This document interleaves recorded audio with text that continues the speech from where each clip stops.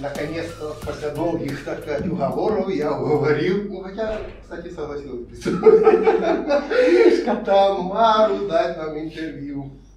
Вот. Кто еще хочет, давайте уговаривайтесь. Но муж никак. Вот он такой вот... Прямо? Ну, прямо он стеснительный.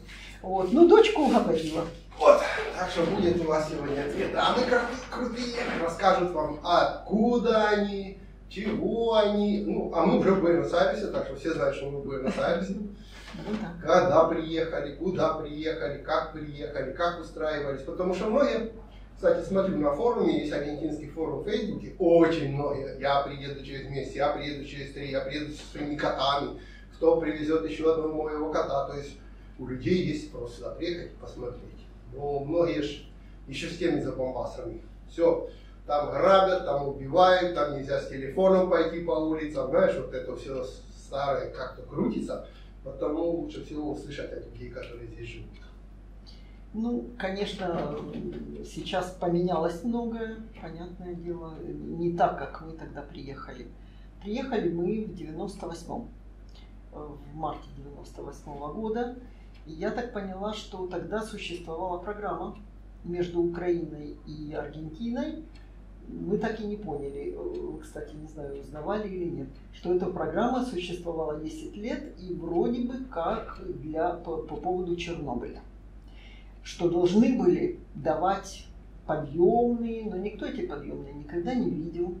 Никто об этом ничего не знает. 10 лет эта программа существовала. Мы вскочили в последний почти вагон на подножку, и на этом дело кончилось. И где-то, наверное, с 2000 или 2001 эта программа закрыта, и сейчас уже, конечно, сложнее. Чтобы приехать сюда, надо то ли выйти замуж. Нет, приехать ты можешь. Но чтобы официально остаться, это надо то ли замуж. Причем здесь тоже такая вещь, что если у меня сын остался на Украине, если он ко мне приедет, нельзя. Точнее, я его не имею права легализовать здесь как сына, потому что он уже взрослый.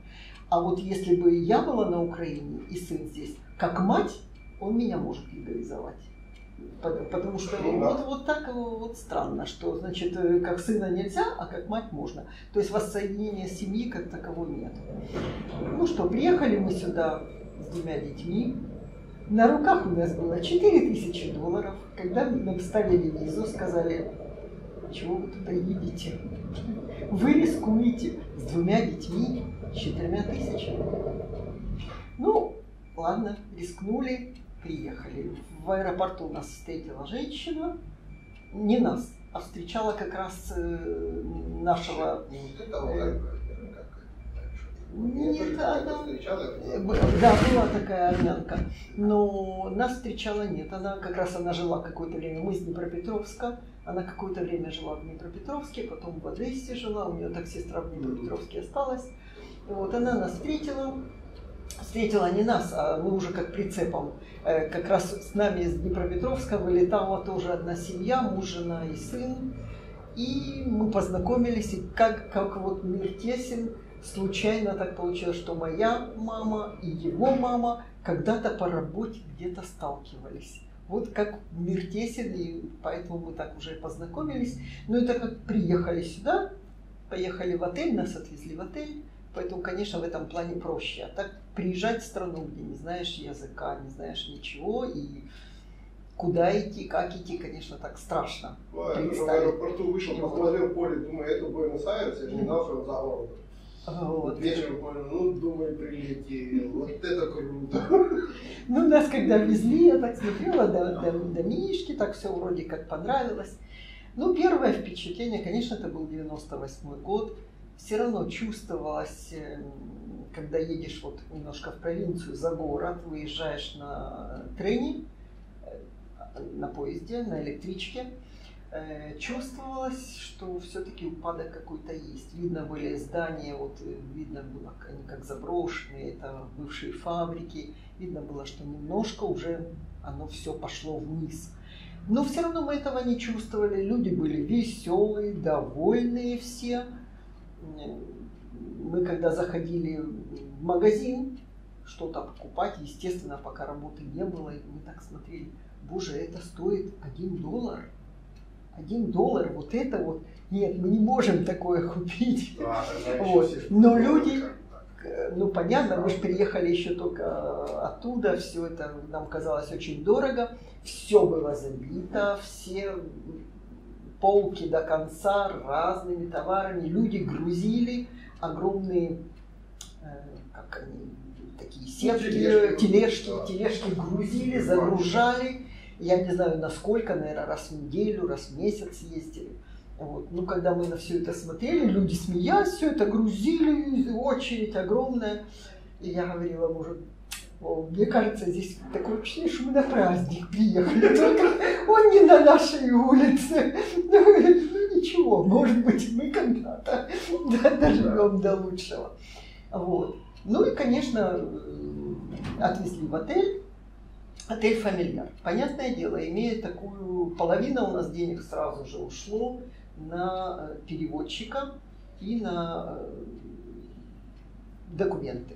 Сделать ДНИ и перевод очень дорого стоил. По нашим меркам тогда, конечно, дорого. Вот. И осталось у нас там 1200. И вот пришла знакомая и говорит, вот мы сидели вот так, у нас работы полгода мы не могли найти. И уже все, завтра кончается у нас за отель оплата, и денег нет, и работы нет. Я говорю, и что делать тогда? Вот нет работы. Ну, тогда выходи и под пальму садись. Я приехала с 2 детьми. Одной 8 лет, второй 12. И у меня так живое воображение, я думаю, вот это я выйду. С чемоданами, с которыми я приехал, и сяду под пальмой с 2 детьми. Это меня вогнало в такой шок, что было невозможно. Я стала теребить мужа. Нас так поселили, одна кровать, вторая кровать, и он спал на полу, потому что больше кроватей там не было. И вот я лежу на кровати, дети спали валетиком, одноместные, а я спала на кровати. Вот я ему так с кровати говорю, Вова, вставай, едь в аэропорт, узнавай билеты. Пока еще мое место на работе не заняли. Поехали, потому что мы отсюда вообще не уедем. И вот он говорит, дай поспать. А я вот так рукой, вставай, едь в аэропорт. Он таки поехал в аэропорт, заставила я его. Ну, сюда мы приехали. На, как была московские самолеты, Аэрофлот. Сюда мы приехали на Аэрофлоте, который стоил 800 тогда, что ли, что-то такое. Вот. Но отсюда, когда он узнавал, ему сказали Люфтанса, еще какой-то, и билеты что-то стоят 2000 каждый. То есть уже так на билеты не было, уже, ну, в любом случае, я говорю, давай узнавай. Он говорит, ну вот такие цены. Ну, что делать? Ладно, потом мы переехали, пошли звонить родителям. И я ж это, рыдая, говорю, мама, я, наверное, вернусь. Она говорит, я не поняла. Ты когда уезжала, ты что, думала, что тебе так легко будет? Я говорю, да нет, я не думала. Вот и борись. Говорит, давай, борись, когда уже будет совсем немного, то позвонишь. Ну, и в это время, так как я уже так со слезами на глазах, была тоже наша землячка Оля. Она с Одессы, с мужем. Она говорит, а что ты плачешь, что ты расстроенная? Я говорю, да вот за отель сказали уже не $250, а уже $300. Говорит, пошли к нам. У нас вот отель, 250 тоже долларов, но там комната большая, и вот мы переехали в этот отель. Там на этом этаже было 2 комнаты и 4 кровати. Так что уже, точнее, 1 двухместная кровать и 2 двухъярусная. То есть девочки уже спали каждый на своей кровати, и мы уже спали. Все это, правда, в одной комнате, но ничего, потому что искать аренду было нереально. За что искать? Ни работы, ничего. И мы так там и застряли года на 4, наверное, в этом. Ну, дальше как наши дела были? Дальше родился ребенок через год. Я. Ребенок. Вот. Ну, в это время закончила я курсы, потому что думаю, ну, куда я могу применить свои силы? Что-то вот ближе к человеческому телу. Что я могу делать? Ухаживать за больным, ну, как-то, не тяну. Больные уже надоели. Ну, что делать? Ну, думаю, ну, парикмахерство можно такое. Пошла на курсы. За 4 года я их... За 4 месяца. Ускоренные курсы, они были 8-месячные, или вот интенсивно за 4 месяца закончила. И так я специально подобрала, пошла с 1 сентября. Да, до курсов тоже бегаю, ищу работу. Была такая газета, и в этой газете «Кларин» назывался. Там давали объявления, значит, кто ищет работу. Ну, тоже очень много обманщиков было. Что ты приходишь, а тебе говорят, вот давай запишись, дай $20, и мы тебе найдем. Вот. Все это делали аргентинцы, в общем, деньги твои там так и оставалось. Света с сестрой вышла, под подъездом стояли, меня не было где-то, потом мне рассказали. А говорит, парень какой-то проходил и что-то с ними заговорил, то все, и они сказали, что ищут работу. Он говорит, давайте $100, я сейчас бегаю, сейчас скажу, устрою вас. В общем, они вынесли $100, он убежал, больше не появился. Я говорю, ох, легко прошелся. Ну, девушек спросил, взял $100 и ушел. Эти такие стоят, ждут. Я говорю, что ждете? Да сейчас он придет работу скажет. Ага, ждите. Когда придет работу скажет. Что было еще у нас интересно? Стали, вот так вот я стала искать работу, муж тоже думает, ну куда ходить. Нам дали адреса, вот так с Украины, адрес церкви украинской. Ну, так как я с Днепропетровска разговариваю на русском в основном, ну и школу заканчивала русскую, везде учила на русском, украинский мы, конечно, понимаем, но не так разговариваем. Вот. Пошли мы в эту церковь, очень далеко, денег на проезд нету, пешком. Дошли мы туда, постучали, мы не хотели, чтобы нам помогли, ну хотя бы советом. Как искать, где искать. Мы приехали, никого не знаем. Нам не надо было вот что-то. Вышел парень. И говорит, а чего пришли? Я говорю, да вот мы хотим спросить совета, как мы приехали вот 2 недели назад, что делать, как искать. Здесь вам никто ничего не поможет. Вот так идите по улице и ищите. Я говорю, ну спасибо. Думаю, меня вот эти вот наши собрания, украинские, русские, где поспівати, потанцювати, вони меня как-то не интересует. Когда вы даже, тут вам никто ничем не поможет, никто никакого совета не даст. Ну ладно, все. Значит, этот ломоть я отрезала. И когда мне говорят, вот там украинское сообщество, не хочу не видеть, не слышать. Тем более, особенно сейчас, иногда после вот этих конфликтов, когда слушаешь вот эти вот отношения, то ли с украинской стороны по отношению к русским людям, то ли наоборот. Я родилась в Советском Союзе. Для меня все русские, украинцы, это все славяне, это все родственники. Ладно, отвлеклась. Значит, что было дальше? Мы вернулись, ну, муж стал ходить по всем стройкам, значит, спрашивать. Ходил он пешком очень далеко, ну, я не знаю, ну, километров 8 по всему городу, в каждую нору. Нашел. Взяли его на стройку, поработал он, не знаю, сколько он работал, 3 месяца, но тебя еще не было. Ладно, поработал. Он говорил когда-то, он рассказывал. Вот. А я же тоже иду после очередного вот этого, что отнесла 20 песо, и встречаю тоже женщину. Мы как-то с ней познакомились случайно, тоже хорошая женщина. Она говорит, а что ты идешь? Она с телегой идет, кофе продает. Я говорю, да вот иду, работаю еще. Хватит тебе бегать искать, приходи к нам в кафетерию, будешь кофе продавать. Я говорю, да? Ну ладно, сейчас еще зайду в одно место, узнаю и приду. Ну вот так я и застряла на кофе. 7 месяцев я это кофе продавала. Ну, и мы так решили вот с мужем. Наша задача какая? Чтобы вот эти вот 2000, которые у нас остались, чтобы их не трогать, чтобы это было на всякий случай. И стараться жить, вот зарабатывать на жизнь, чтобы мы оплатили. Но это нам удавалось. Даже удавалось еще и отложить. По $200 мы еще что-то собирали. Вот. 3 месяца поработал мой муж на стойке. Могу сказать, кем он работал? На Украине он работал в оперном театре. А теперь на стройку.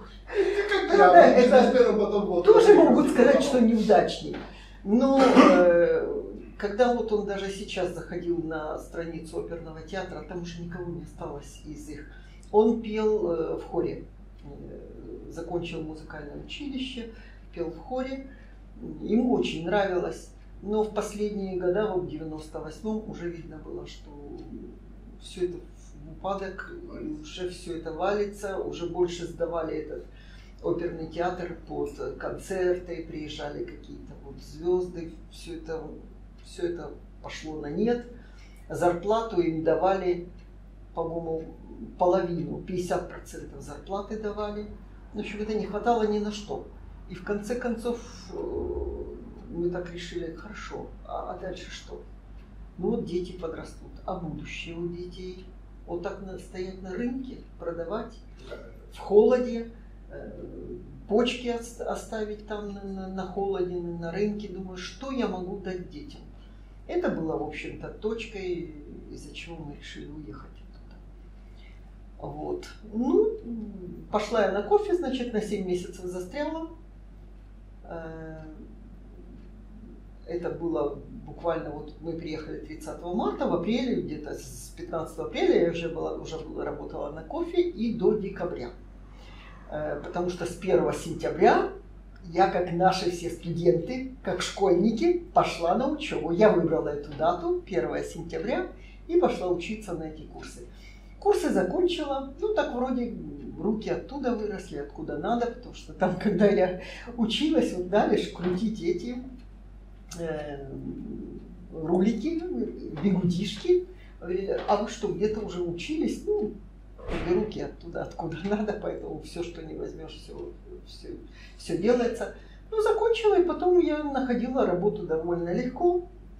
Не было проблем. Правда, на первой работе, я накрутила. Бедный, как он меня выдержал, хозяин. Работал хозяин с мужчинами, а меня с женщинами. Конечно, ошибок я наделала тогда, и красила было неудачно, и все своим опытом. Но он меня выдержал, бедный. До сих пор, в принципе, хорошо относится, потому что я ушла по-хорошему. Ну, клиентки тоже выдержали. Да, у меня потом клиентки сидели в очереди. Все-таки же не было такие типа дивы, такие, которые на, не так красишь там. Нет, у меня потом это, я там проработала где-то, наверное, года 1,5, и уже родилась Вика.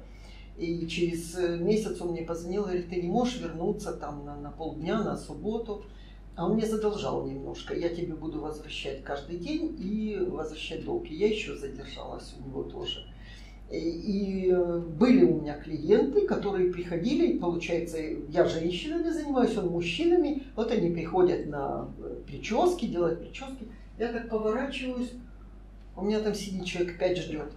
Думаю, сумасшедшие какие-то. Я уже пошла в другое место. Вот это я буду сидеть 5 человек ждать, пока до меня очередь дождет. Знаете, что-то ждали. Вот. Ну, в принципе, вот так и пошло. Потом предложил купить как фонда де коммерсио, как его перевести правильно, как предприятие маленькое, маленькую парикмахерскую. И я перешла в парикмахерскую, как бы сама уже работала, сама на себя. Но потом уже открыла в лучшей зоне в Бельграно. Нас работало когда-то было даже 4 человека, 5. Я, еще один парикмахер и 2 девочки, 2 женщины, которые делали руки-ноги, очень хорошо делали. И была, конечно, поток колоссальный. Я считала, что у нас даже вот за один день 60 человек прошло. То есть 60 человек мы обслужили. Это достаточное количество.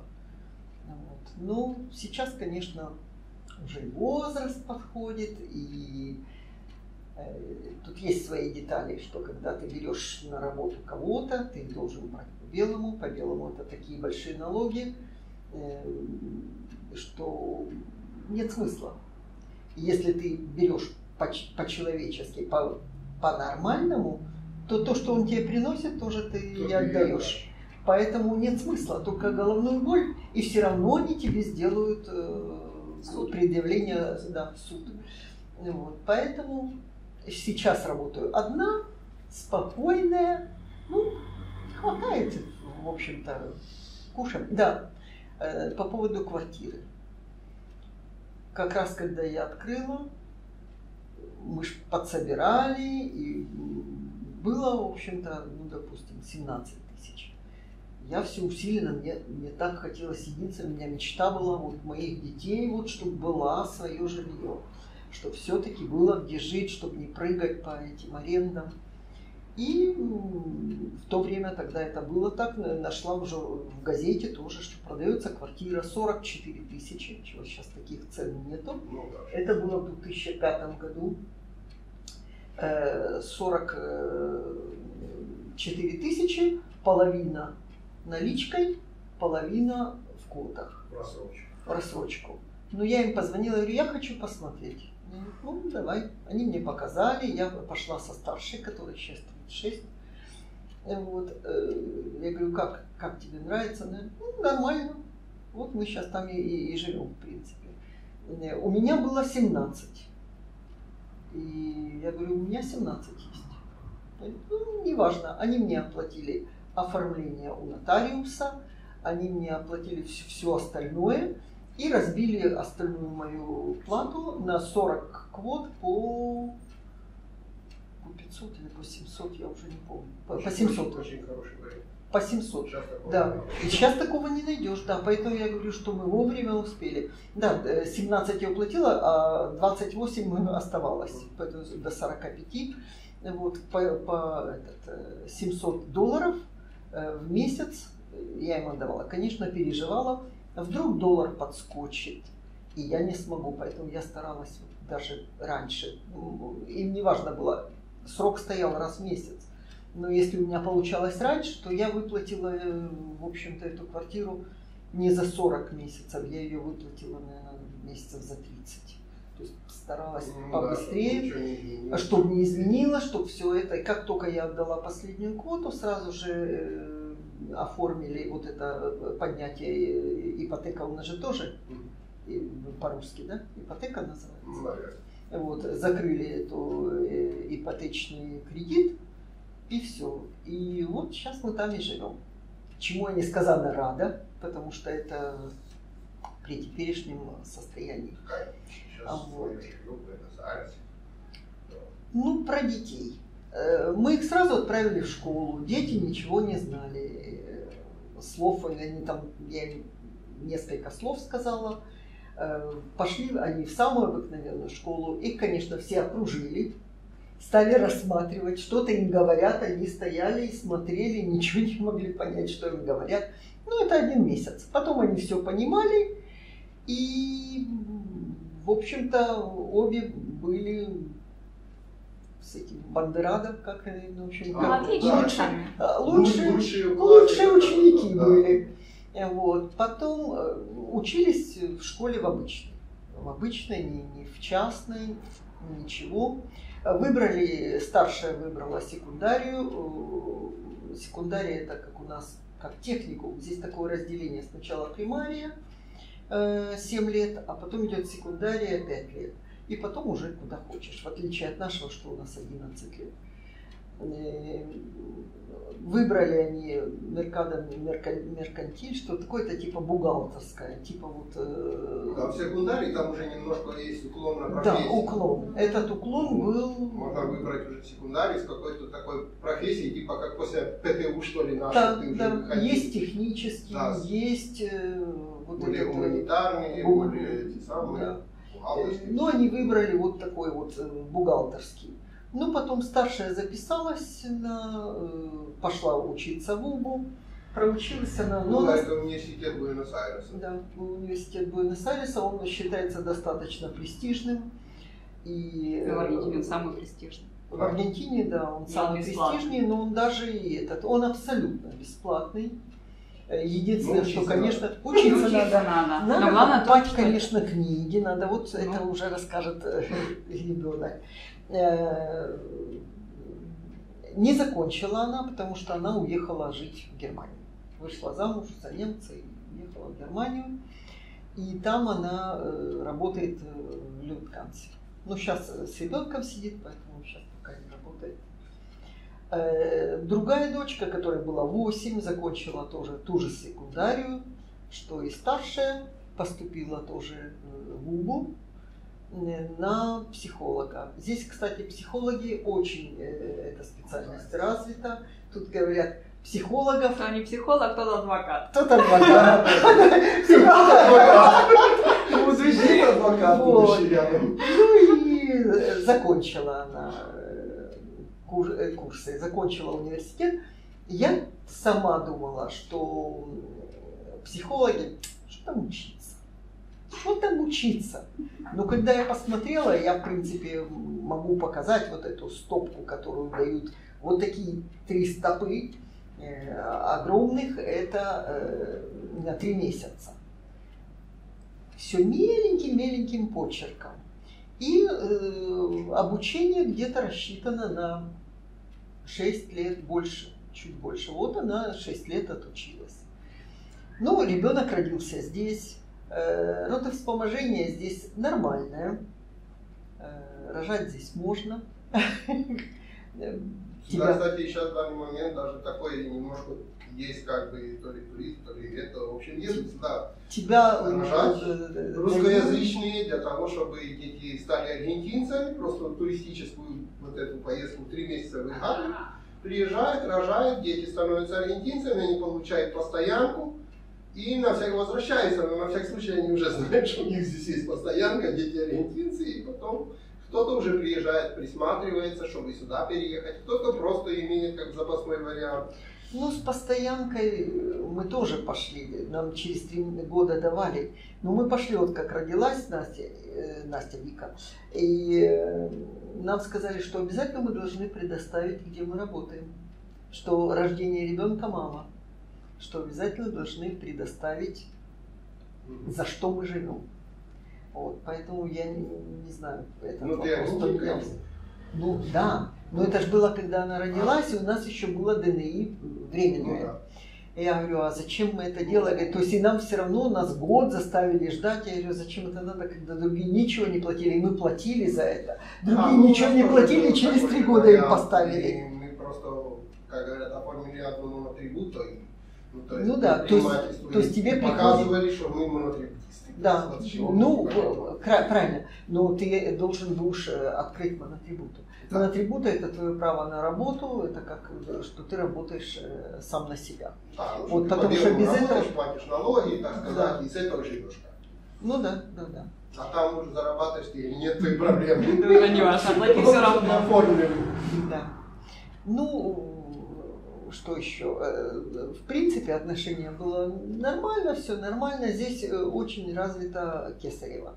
Но кесарево сечение — это для тех, у кого есть...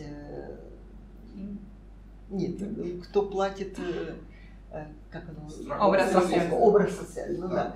Кто имеет медицинскую страховку. Ну или, наверное, у даже меня если не было... не имеет, но если оно показано врачом, то, наверное, тебе сделают.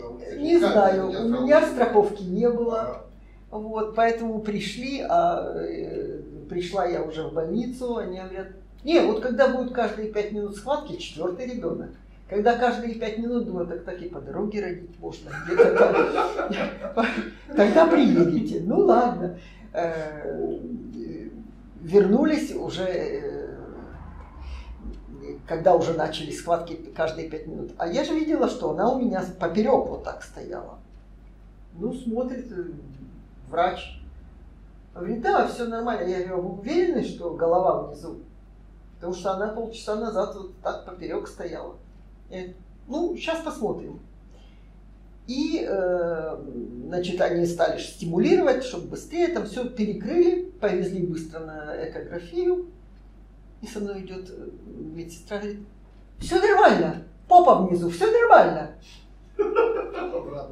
А я так думаю, ну да, вы мне расскажите, что попа внизу это нормально, это патологические роды. Но никто мне ничего не предложил, никакого кесарева, ничего. Я думаю, ну, как так, понадеялся на это, думаешь, ну, вот как должно быть, вот так оно будет. Вот. К счастью, она действительно она была маленькая, худая, и так как это уже четвертые роды, она вышла за одну. Чем опасны эти ягодичные роды, что когда ребенок двигается и не выйдет сразу, перекрывается пуповина, и если это растягивается вот на 5 минут, то все кислородное голодание уже потом у мозга у ребенка, он уже все, считай труп. Он уже никогда не будет это нормальным. Но тут как раз оно все так за минуту вышло, все равно ее забрал потом педиатр и держал где-то, не знаю, несколько часов, наблюдал за ней. Все ли нормально, потом он мне ее принес в палату. Вот. Ну, а так я и подумала, вот интересно, если бы я была со страховкой, точно бы предложили, а так иностранка, что с нее взять? Пусть будет, как будет. Ну, не знаю, я вот из тех, я почти с этим не знаком, но вот некоторые подписчики у меня есть, которые мы познакомились, которые приезжали сюда, но все, они едут в Приндмал, ну, основная масса едут в бесплатные госпиталя, типа Ривадавия, вот эти вот. То есть есть, конечно, кто и платный, кто там денежек побольше, но основная масса бесплатных госпиталей пока что как бы на форуме, я там смотрю, никто не плачется, что-то им не Нет, нормально. Всем как бы обслужили хорошо, скажем так. Обслужили-то хорошо, их стояло 4. Прибежали 4 врачей стоять. Чего вы там стояли? Я так и не поняла, что вчетвером стояли, что уже мне можно помочь, если уже это. То есть вы мне не предложили операцию. Вот. Ну, потом сразу разбежались, кто педиатр собрал. Ну, дальше жизнь такая вот сейчас. Что меня удивило, пока мы жили в отеле, родилась она еще, когда мы жили в отеле. Там жили такой же сброд, как и мы, в плане, который вот, это назывался семейный отель. Да. Там был порядок, там был человек, который отвечает за это все, он целый день был там, он убирал. Тараканы, правда, были на кухне, мелкие вот эти бегали там. Вот. Ну, это говорит мелкие, потому что у нас еще такие тараканы. Вот есть, такие. Да, такие есть огромные. После дождя по улицам бегают, что их надо мухобойкой бить. Никто не убьешь. Никто, да, и какой. Так вот, что меня удивило в этом, были люди, там жили, ну да, ты не помнишь, естественно, ты только родилась там, то ли из провинции приезжали, то ли вот из других вот как смежных. И вот родился ребенок, люди, с которыми я не контактировала, так, здрасте, и все. Вот эти лимитрофы и люди, которые жили. Ну, перуанцы всякие жили тогда очень. Они мне принесли понялись, они мне еще что-то принесли. Оно им не надо. То есть я для них чужой человек. Меня это очень удивило. Думаю, вот когда говорят, что вот плохие... Нет. И меня это настолько удивило, вот знают, что родился ребенок, и чужие люди мне принесли. Вот. Это было, в принципе, удивительно. Потом, что можно сказать? Ну да, говорят, что они там фальшивые, что они врут. Да плевать мне на эту фальшь. Мне не надо ваша правда, что вы мне скажете в лесу. Ты старая кочерышка. Там еще что-то. Не надо, пусть они мне говорят, что я красивая. Зато приятно. Зато приятно. Зато приятно. И вот у меня был случай, когда я стала работать вот у этого ж мужчины, все у меня так вперемешку, конечно, получается. Вот. Я поняла, урок один я вынесла. У меня была одна бабулечка старенькая, вот она приходила накручивать бигудишечки, значит, и под секадором, под феном она сидела, и потом я ее причесывала. И ей было не знаю сколько, 75, 80, но она все время приходила. И пришла работать еще девочка молоденькая, ей лет 18 было. Так как я не целый день была, потому что ребенок же только родился. И вот сидит эта бабулечка, смотрит на себя в зеркало. Накрутила ее девочка, накрутила плохо. Не могу сказать, что совсем плохо. Не так, как вот учили, не так, как это должно быть. Неважно. И я стою, смотрю, и бабулечка смотрит на меня в зеркало и говорит: хорошо на меня накрутила? Я говорю: да. Что делает девочка? Она сзади нее так ей ставит руки на плечи. Богиня. Если бы я посмотрела в зеркало на глаза этой бабушки, они были такие счастливые. У нее было столько счастья в глазах, что она богиня. Думаю, да, наверное, так и надо. Я всегда думаю: если я что-то сделаю и говорю: как у тебя красиво получилось, то это вроде как я сама себя говорю. Да. Но когда я увидела, как эта девочка сказала, богиня, и бабушка расцвела от счастья, думаю, наверное, так и надо. Другая моя дочка Настя говорит, что я никогда не буду хвалить, если это не так. Я говорю: я буду. Я буду говорить, что они красавцы. Пусть они будут счастливы. Не так много у нас счастья в жизни. Вот. И особенно вот это бабулечки. Да и хорошо, когда им сделали красиво, когда они чувствуют себя.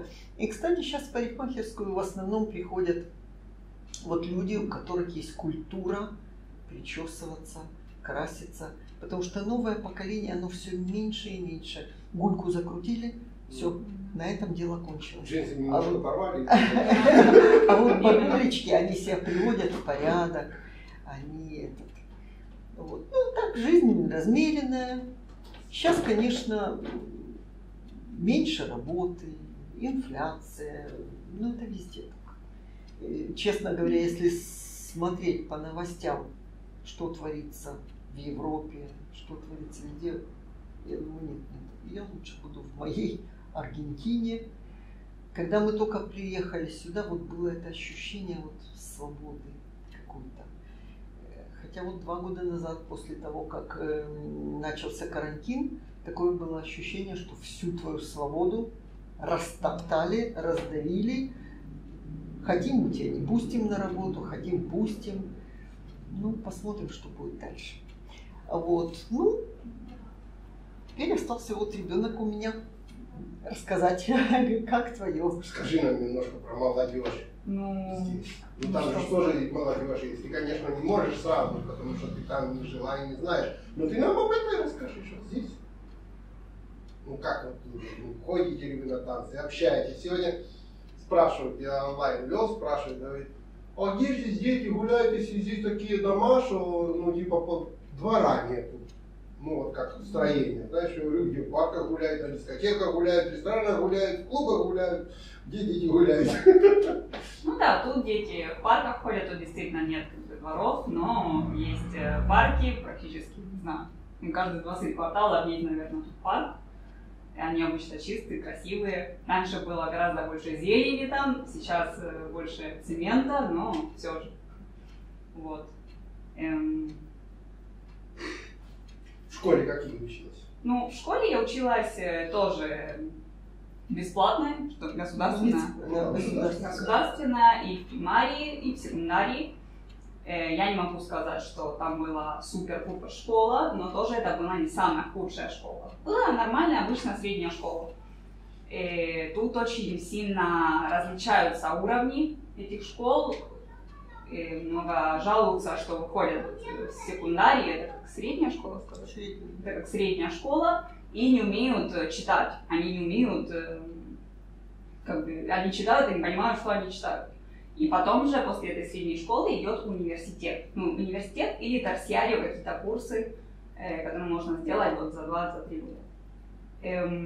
Вот. В данный момент я учусь в университете, тоже в ВУБе, на юридическом.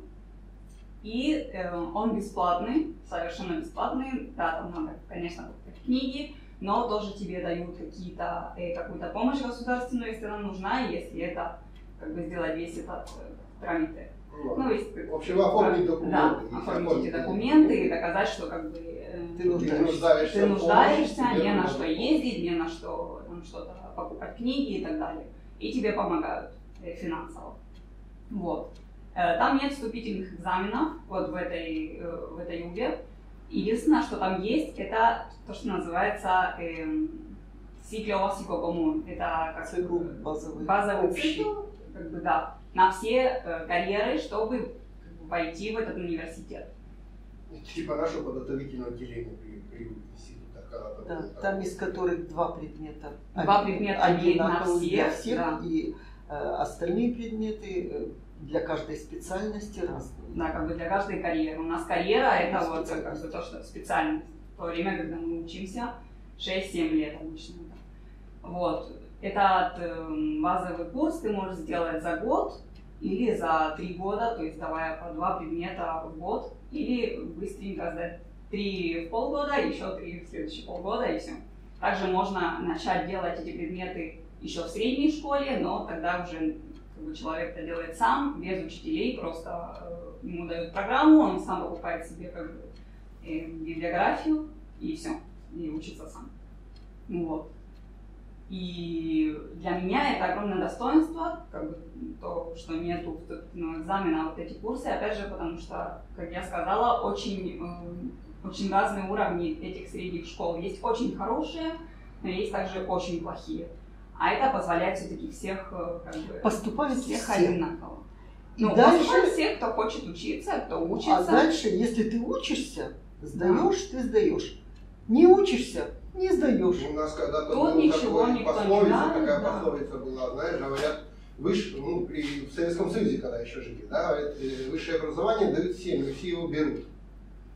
Ну да. То есть предлагают учиться всем, но вот не все у его нас, берут, у нас посложнее было. У нас вот у мамина подруга, она-то поступила сразу, а подруга поступала в мединститут 7 раз, 7 лет.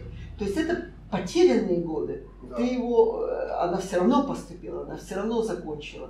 Но получается, ты не добрал немножко полбалла, все, пролетел. Опять не добрал полбалла, снова год ждешь. Еще не опять же, вот 7 раз то есть она вот эти поступала. годы они не теряли. А здесь ты если не учишься, ну, значит не учишься, значит не сможешь сдать. Но это,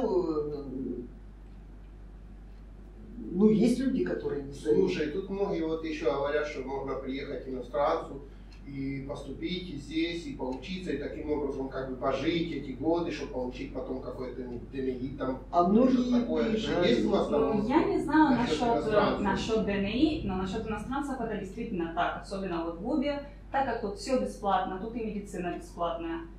Не знаю, насколько она хорошая, конечно, но бесплатная. И есть тоже платная. Вот. И также университет. Я считаю, что у нас самый престижный университет. Ну, не только я так считаю. Ну, так оно и есть. Так оно и есть. Уже да. Вот. И действительно, многие иностранцы приезжают сюда, особенно вот с Латинской Америки, приезжают сюда учиться. Конечно, не на юридический, потому что юридический он очень территориальный, очень специфичный. Да, для страны, в которой его учат. Я, конечно, никуда уже не уеду с этой страны, но многие вот приезжают на медицинский, на химический, там, ну, на, то, что можно применить да, в другом месте. Которые более универсальные, и приезжают, учатся, там, вот этот год, базовый цикл, и потом еще 6-7 лет, и все. И потом уезжают в свою страну. Многие. Я не знаю, насколько это, конечно, хорошо, потому что все-таки это деньги из налогов и так далее. И все-таки, вижу многих, что и остаются здесь работать. Вот это вот было бы, да. Перуанцы, очень много есть Венесуэла, молодых ребят, которые тут оканчивали, они оставались работать. Ну вот это хорошо, да. Очень многих вижу. Также многие уезжают. Мне кажется, все-таки стране надо немножко отдавать. Если надо все-таки бесплатное образование, все-таки надо постараться взять эту страну лучше. Ну, насколько можно лучше. Вот какая у нас молодежь. За страну думает. Да. Ну,